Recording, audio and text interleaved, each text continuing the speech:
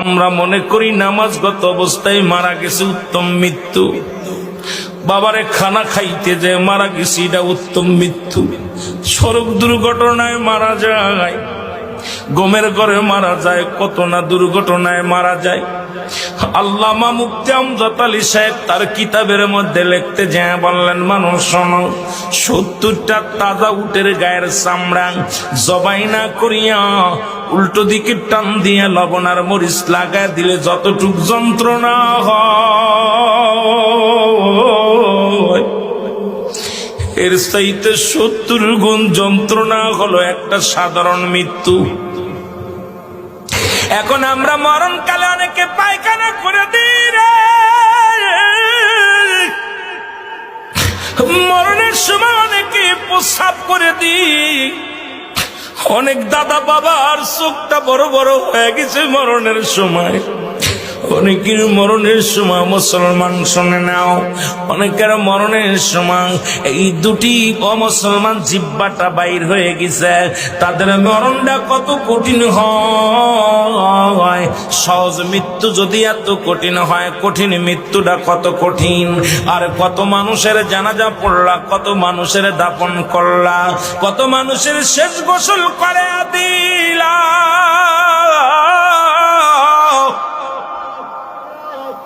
আজকে একবারও চিন্তা করলে না তোমার গোসল কে করাইবে, তোমার কবর কে খুঁড়বে, তোমার জানাজা কে পড়বে রে মুসলমান, তোমার কে তোমার দাফন করবে? আল্লাহ,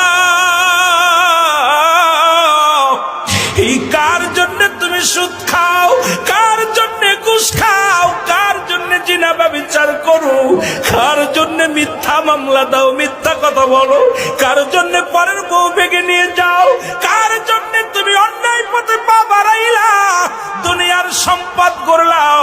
এই দুনিয়ার সম্পদ খাবে লোকে, তোমার দেহটা খাবে পোকে। এই দেহ কেন তোমার পোক পাকালিতে খেয়ে ফেলবে? ও মুসলমান, এমন দেহ করো যে দেহটার মধ্যে পোকা লাগবে না, যে দেহটার মধ্যে কোনো পোকা মাকড় এসে লাগবে না, সাপ বিচ্ছু লাগবে না। আজকে দুনিয়ার মধ্যে পাপের রাজ্য করলাম, এই সম্পদ ছেলেরা ভাগাভাগি করে নিবে, মেয়েরা ভাগাভাগি করে নিবে, ভাই ভাগাভাগি করে নিবে, কিন্তু তোমার পাপের ভাগটা কেউ নিবে না রে মুসলমান। আজকে কেন এত পাপ রাজ্যে তোমরা পা দাও? কেন তোমরা নামাজ পড়ো না? কেন রোজা রাখো না? কেন তোমরা শরীয়তের বিধান মানো না?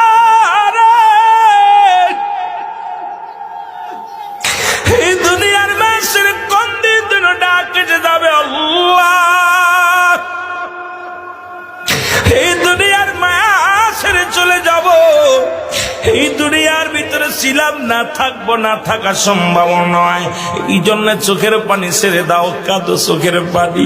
যে চোখ দিয়া মাছের চোখের মতো একটু পানি গড়াইয়া পড়বে, আমার আল্লাহ চোখ দুটি জাহান নামে দিবে না। ও মুসলমান, কত আলোচনায় বসলাম, চোখের পানি আসে না। কত বক্তার ওয়াজ শুনলাম, কেন অন্তর কাঁদে না? কেন আমাদের অন্যায় পথে এত ধাবিত হয়?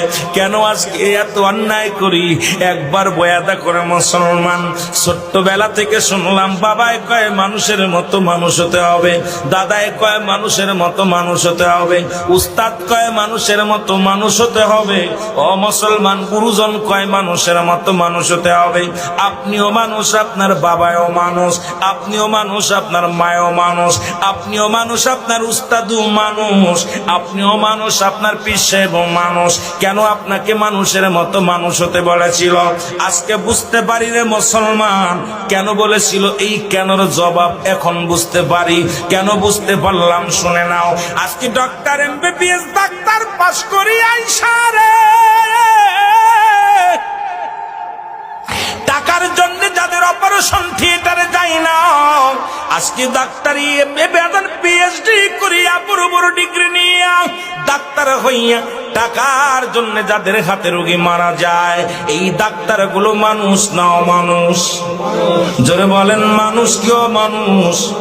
আওয়াজ জোরে হয় নাই, মানুষ কি অমানুষ?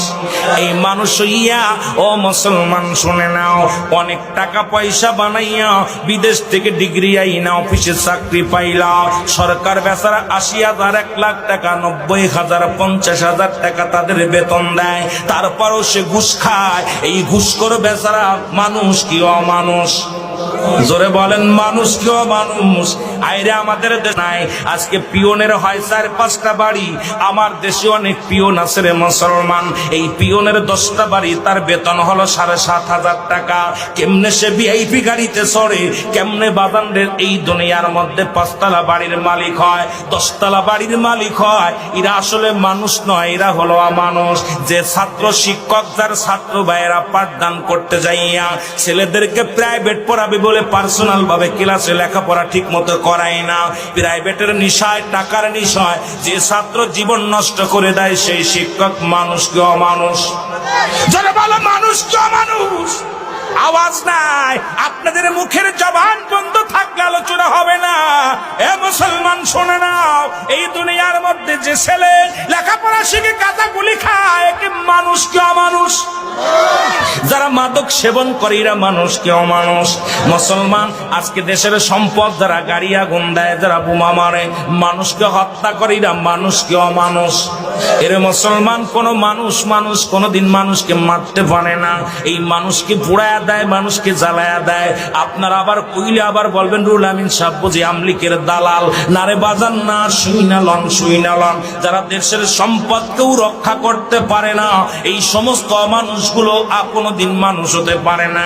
আমার দেশে অনেক পুলিশ আছে তাহাজ্জুদের নামাজ পড়ে, আবার কিছু পুলিশ আছে 20 টাকাও ঘুষ খায়, 10 টাকাও ঘুষ খায়। ওই পুলিশগুলো মানুষ কি অমানুষ?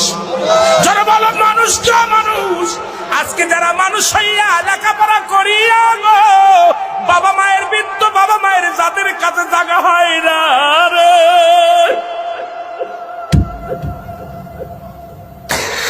আজকে যারা বাবার জায়গা হয় না, মায়ের জায়গা হয় না, আমার দেশে প্রায় 90% সন্তান বাবা মার ভাত দেয় না।